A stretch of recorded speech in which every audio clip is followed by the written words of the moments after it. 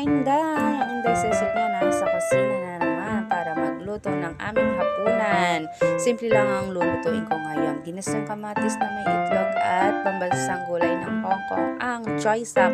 Walang kasawa ang choy sam talaga at sangchoy ang alaga ko na yan.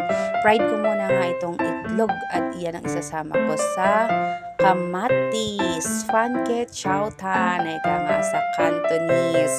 Wala na kasi akong maisip na iuulam namin. Sa linggo na akong isip araw-araw kung ano ang ipapaulam ko sa dalawa. Lagi na lang ganyan.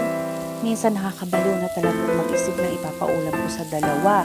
Lalo na yung pumpong ko. Ang hirap-hirap niya maging boss. Pagdating sa pagkain, medyo may pagkamapili siya. Pagtatanungin ko naman kung ano iluluto ko, ayaw naman niyang magsabi sa akin. Kaya hirap na hirap ako. Ayan, lutuan ko na lang siya ng ginisang kamatis.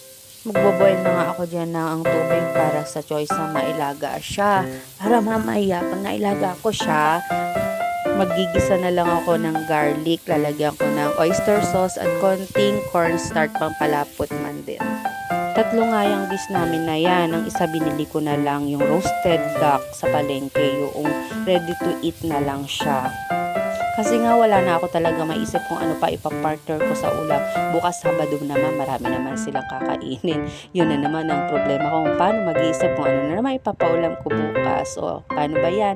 Tapos na, ready to serve na. Yummy!